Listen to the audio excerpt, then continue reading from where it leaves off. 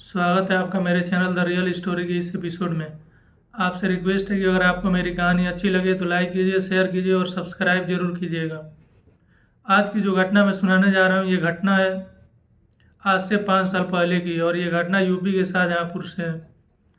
हर एक इंसान की चाहत होती है कि उसके घर में भी बच्चे हों, उसके भी घर में किलकारियाँ गूंजें और उसके भी हाथ को थाम कर कोई नन्हा मुन्ना लड़का या बच्चा उसके हाथ को थाम कर चले।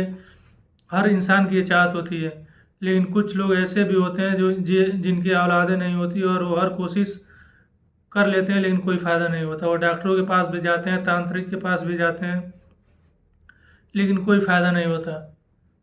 ऐसे ही ये कहानी है आज से 5 साल पहले 5 दिसंबर 2017 की, और ये यूपी के शाहजहाँपुर ज़िले की कहानी है और थाना पड़ता है रौजा और गांव है जमुका गांव। उस गांव में एक परिवार रहता था जिसकी औलाद नहीं थी। वो लोग भी चाहते थे कि उनकी औलाद हो और उसके लिए ये लोग डॉक्टरों के पास गए, कोई फ़ायदा नहीं हुआ। काफ़ी तांत्रिक के पास भी गए लेकिन फिर भी कोई फ़ायदा नहीं हुआ। फिर अंत में इन लोगों को एक और तांत्रिक के बारे में पता चलता है कि एक तांत्रिक है, बहुत बढ़िया तांत्रिक है और वो अपने तंत्र मंत्र से कुछ ऐसा करता है कि बच्चे पैदा हो जाते हैं, बच्चे हो जाते हैं। फिर ये लोग उस तांत्रिक के पास जाते हैं।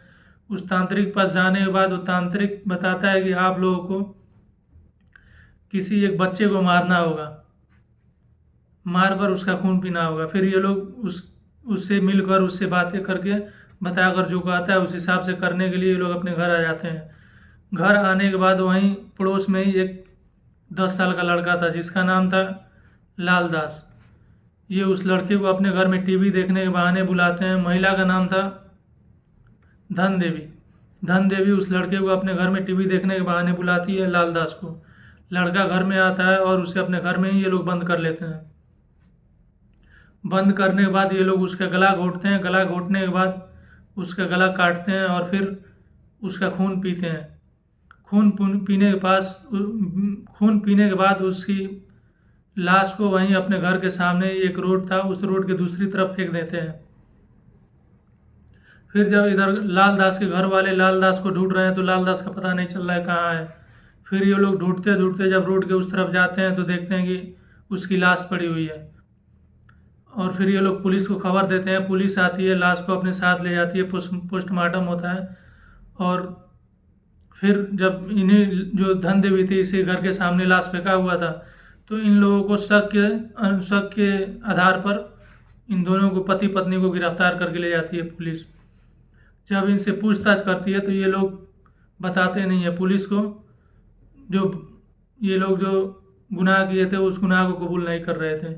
फिर पुलिस जब इनसे थोड़ा सा सख्ती से पूछताछ करती है तो ये लोग अपना गुनाह कबूल करते हैं और बताते हैं कि हाँ, हमने ही उस बच्चे को मारा है। और बताते हैं कि हमारे घर लड़का नहीं हो रहा था तो जो एक तांत्रिक था उसके बताए अनुसार हमने उस लड़के को मारकर उसका खून पिया है। और खून पीने के बाद उसकी लाश को अपने घर के सामने ही रोड के उस तरफ हमने फेंक दिया था। फिर इस मामले की सुनवाई वहीं कोर्ट में चलती है। कोर्ट में सुनवाई चलती है तो अब 5 साल बाद जो है अब उस मामले का फैसला आता है। और फैसला ये आता है कि ये पति पत्नी को उम्र कैद की सज़ा होती है और ये लोग अब जेल में उम्र कैद की सज़ा काट रहे हैं। जो लाल दास था उसके भी घर वाले इस फैसले से संतुष्ट हैं। तो ये थी आज की कहानी, एक अंधविश्वास की ऐसी कहानी जो अपने घर में एक बच्चा होने के लिए दूसरे के बच्चे को मौत के घाट उतारना। आपको कैसी लगी ये कहानी ज़रूर बताइएगा। अगर अच्छी लगी हो तो लाइक कीजिए, शेयर कीजिए और आपसे रिक्वेस्ट है कि हमारे चैनल को सब्सक्राइब जरूर कीजिएगा।